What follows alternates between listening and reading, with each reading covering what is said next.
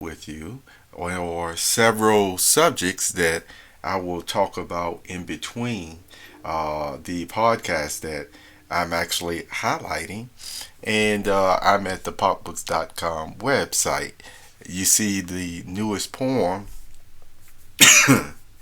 that came out yesterday.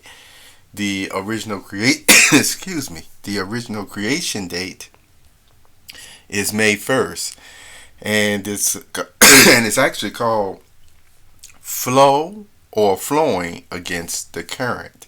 Now, this is the image or cover that I put with the podcast, poetry that talks with the soul. But all the same, I hope you will listen to that new poetry that I put out, and it's called again Flow or Flowing Against the Current. And there's some interesting points or poetic language that's in that poem that I think you will appreciate, you poetry lovers. Now, uh, today, though, right now, because like I said, I won't be highlighting that poem today. I just wanted to let you know it is out. What I'm looking at is more along the subject line of still uh, ownership, dignity, things of that nature from a writer and poet or any other type of creative endeavor. And you see, I throw even musicians in there from all these ones' standpoint. Because sometimes people will look at a talent that you have and see, because a lot of people sing, whether they do it professionally or not. They may hum, they may draw, they may paint, because it gives them what a nice feeling.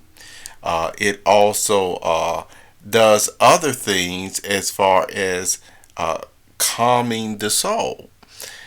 It makes them happy.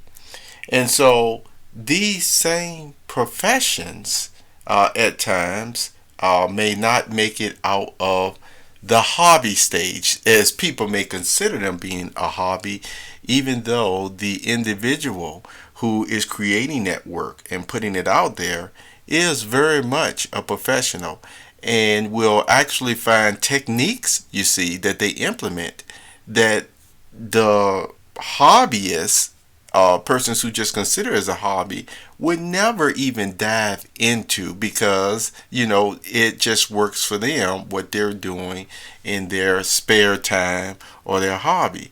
However, ones who do it professionally, yes, they put as much brain power and work into these different items as someone who would be out there lifting up logs, or basically taking care of farms and other areas of accounting and things of that nature.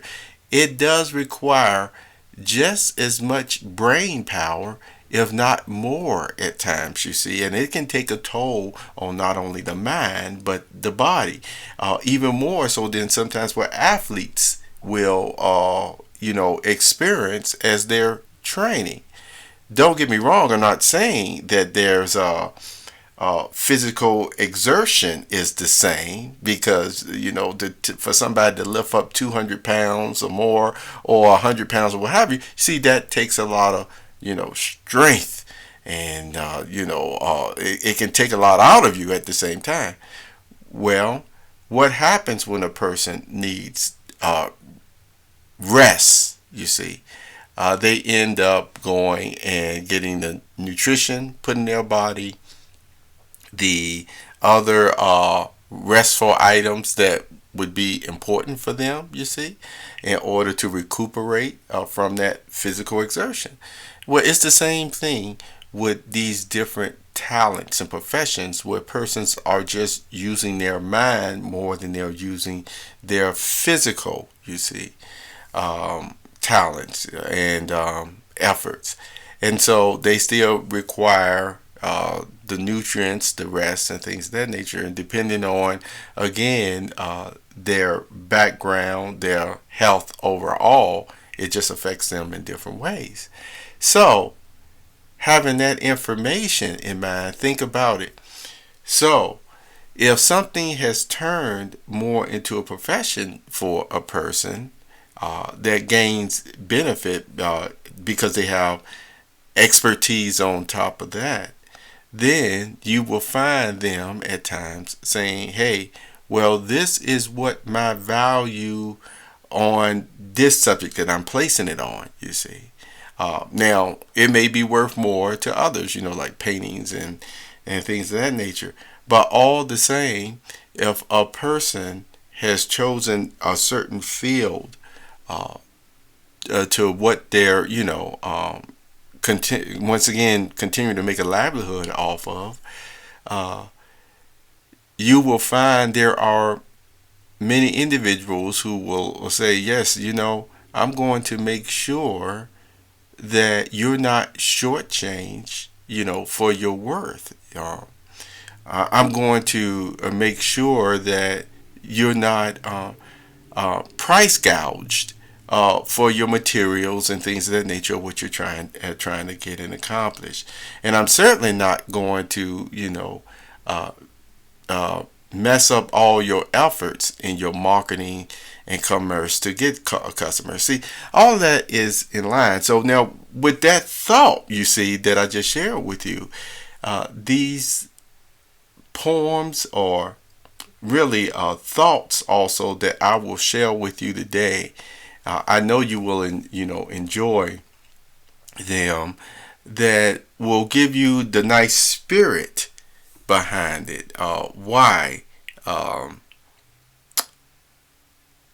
we feel the way that we do about our talents, our skills, and even for some would say their own hobbies. Okay, so let's start off with a professional ownership treatment, and it has some information in there that many people most likely don't even know. A large number don't even know, because it's a different way of thinking about it when it comes to treating a person according to their dignified value.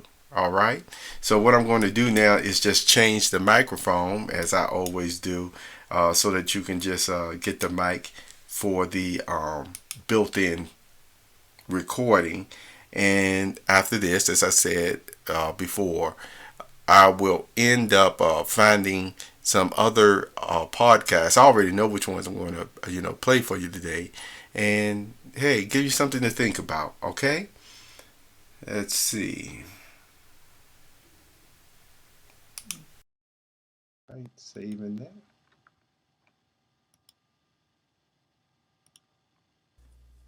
Welcome to this week's episode of The Perceptive Readers, a podcast series made in the Product of Culture, aka PopBook's website's office.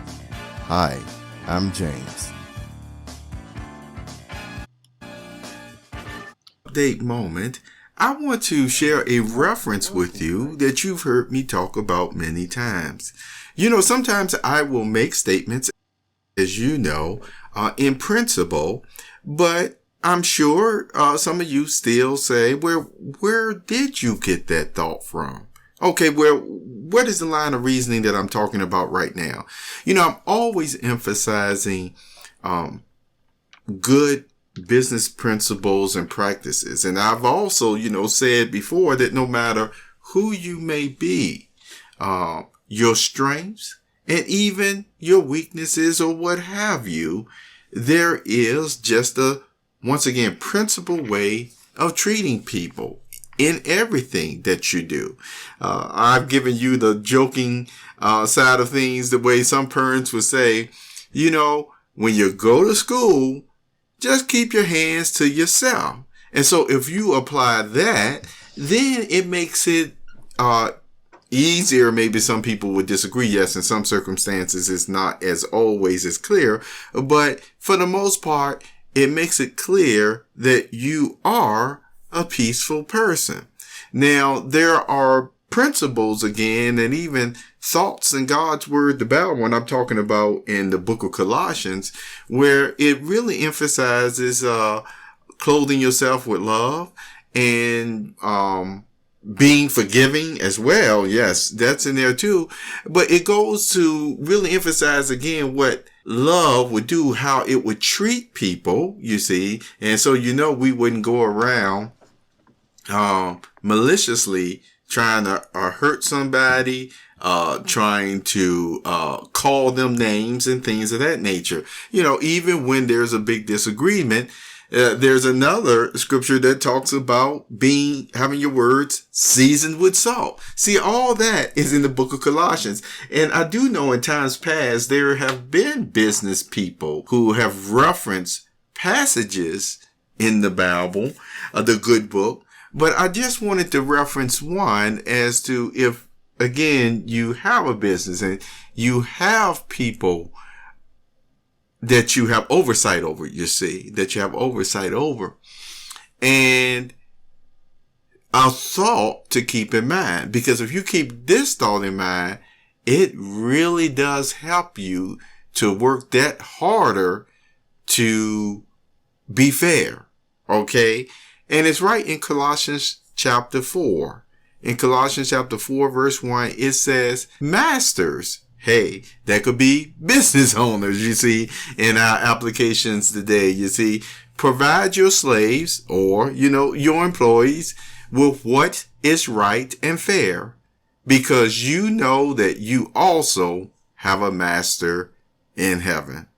And that's in Colossians chapter 4, verse 1. That's all I'm going to share with you today as just a thought for persons who have, slaves or employees and things of that nature. We all have somebody that still is the true one we answer to. Hi, I'm James Lynch. Thank you for being here, and you have a wonderful, wonderful day.